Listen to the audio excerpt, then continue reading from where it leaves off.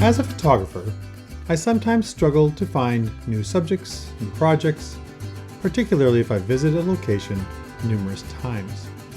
I have found, however, that by focusing on something unique, I start to see new things and appreciate the culture I'm in. I have visited Puerto Vallarta, Mexico, piles of times, and over the years have enjoyed capturing people, customs, culture, architecture, landscapes, you name it, I think I've shot it.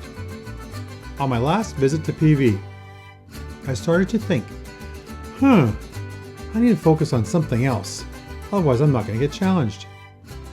At first, I was just drawing blanks, but at least the weather and the food was excellent. However, one evening, while scrambling to find a highly rated and difficult to locate taco place, I spotted a beautiful gray beetle parked outside an eye-watering lime green building. The contrast immediately caught my eye, and I quickly crossed the street to admire its beauty.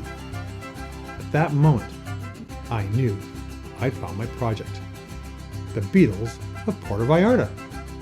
From that moment on, my superhero power became BW Beetle Spotter Extraordinaire.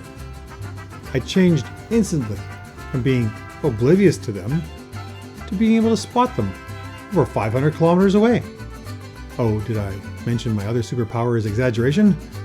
But I could spot them pretty far away. My first impression was that, unlike Canada, these cars were mostly being used as regular transportation. I also soon figured out you could pretty much hold your breath between spotting beetles. They were everywhere.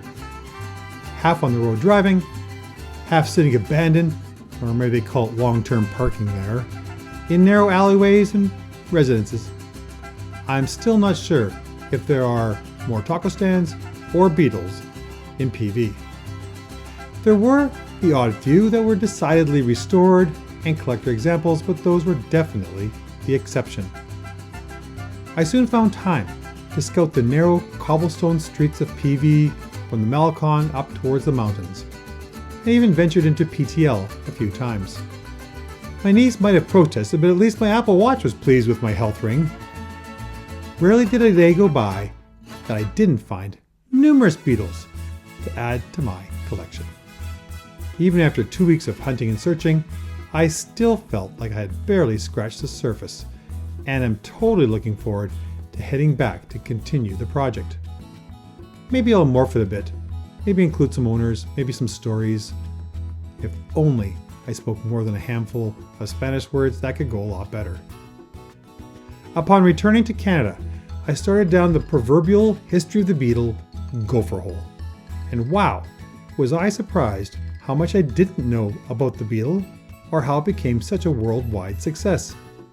I even joined the local VW Facebook group and began to photograph local cars at some of their gatherings. And to top it off, I just finished photographing a thematic shoot featuring a restored 1961 VW service truck. That was a lot of fun.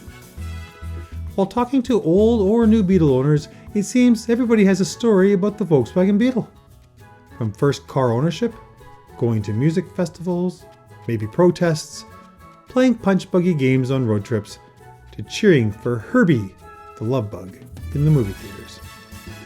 The popular, always recognizable, two-door rear-engine coupe with its big hippie vibe was the best-selling car in the world from the 70s through the 90s, boasting over 21 million examples. VW, a project founded by Hitler as the people's car and used for civilian and military purposes, was originally called the Volkswagen Type 1, but changed to the Beetle in 1968. Introduced to Mexico in 1954, it was originally used by cab drivers, but soon became popular with the public as well. Because it became so popular, local production began in 1967 just outside Mexico City. To even make it even more popular in the country, in 1988, the Mexican government gave tax breaks to VW to reduce the already cheap price by another 20%, so making it even more available to the masses.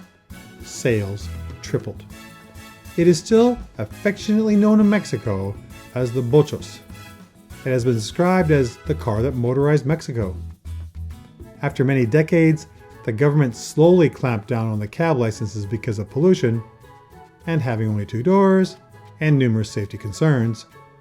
Although you can still occasionally see these cars as cabs on the road today, the authorities revoked all Bocho taxi licenses in 2012, and their use is now technically illegal. Part of its continued universal appeal is its unique look. People just can't help smiling at it. It has to do with a timeless design, curves, non-aggressive shape, cheerful palette of colors, and of course, its small size. One of the practical advantages is the interchangeability of parts between models over decades. Another is the affordability and simplicity of parts. Some famous quotes are, "You could replace the fan belt with pantyhose," and "We Mexicans say with a wire and a chiclet, you can fix a bocho." Nicholas Callens, a tour operator in Mexico City, says, "I've been restoring bugs for over 10 years, and they're basically sophisticated lawnmowers." He goes on saying, "I've never had to call a tow truck. You don't have to be a mechanic to fix them." There is something heartwarming, especially about the bug in Mexico. It's inexplicably tied to the culture, linking generations of people. Cars are seen as more of a person than a utility. Some have described it as the family member who lives in the garage. Andrea Hoyt, a German expert on the bug, puts it perfectly. For the better part of a century, this car has been intertwined in the most literal way into people's lives. Seeing these cars on the road is like looking at a time capsule. It opens people to memories and prompts stories that might otherwise go untold. That's why these objects matter. By allowing us to travel back in time, they remind us of what's important. In today's overly complicated world, this car represents something very basic and earthy and genuine. I'm not sure if I'll ever own a Beetle, but I'm certainly much more tempted after I first spotted that little gray beauty in front of that perky lime building.